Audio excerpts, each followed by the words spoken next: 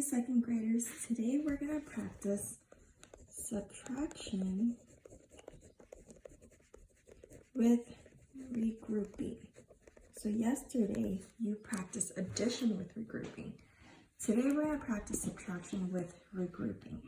That means you might have to do something that you've probably heard before, which is called borrow. So let's try the first one. We have 80 take away 24.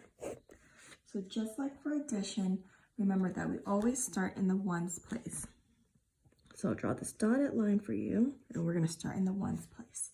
We always subtract from top to bottom. Okay, we always go 0 minus 4.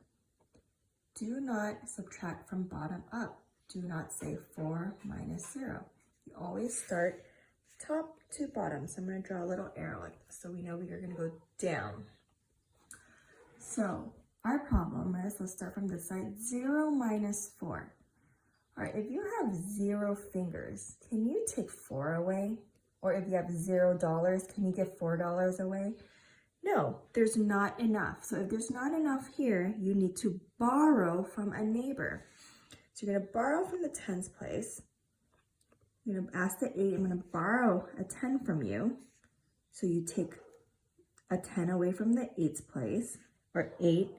So he's left with 7. And you add a 10 here, because we borrowed a 10. 10 plus 0 is still 10. So let's rewrite that number. We have the new number 10. Now, do we have enough? We do. So now let's solve for this. 10 minus 4 is 10 minus 4 is 6. Good.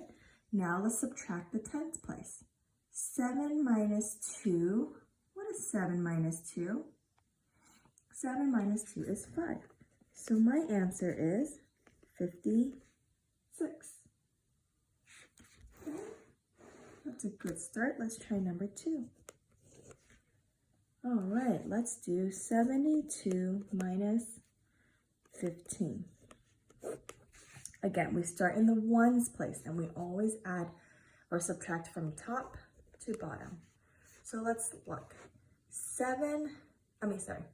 2 minus 5. If I have 2 fingers, can I take 5 away? No, there's not enough, so I need to borrow from my neighbor.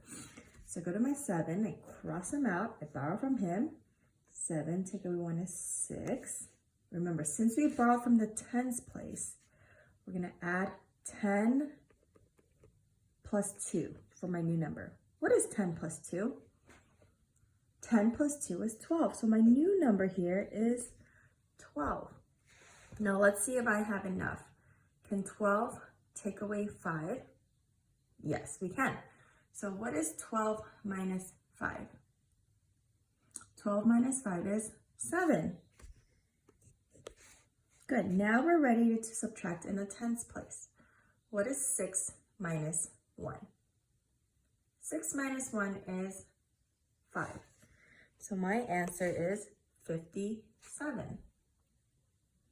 Okay, let's do another one together. Number 3. I'm going to have 60 take away 58. All right, we always start in the ones place and we subtract from top to bottom. So let's ask ourselves, 0 minus 8. If I have no fingers, can I take 8 away? No, there's not enough, so we need to borrow from our neighbor. Cross the 6 out and that becomes a 5. And we add a 10.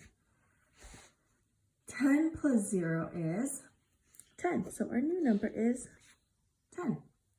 Now we have enough to subtract. 10 minus 8. Can you solve what is 10 minus 8? 10 minus 8 is 2. Good job. Now let's solve in the tens place. 5 minus 5, that's 0. So we don't have to write anything. Our answer is just 2. All right, let's do one more. Number 4. Let's do 75 take away 46. Remember, start from the ones place and you subtract from top to bottom. Let's ask yourself, 5 minus 6. Can 5 take away 6? No, there's not enough. You have 5 fingers. You can't take 6 away from that. So we need to borrow. We borrow from our neighbor. 7 becomes a 6. Then you add 10 to the 5. What is 10 plus 5? 10 plus 5 is 15. So this becomes our new number 15. Now, what is 15 minus 6?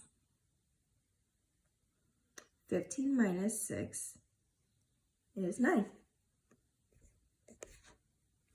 Now let's solve the tens place. 6 minus 4. What is 6 minus 4? It's 2. So our number is 29. All right, you are going to solve some subtraction problems on the Google form again and submit your answers.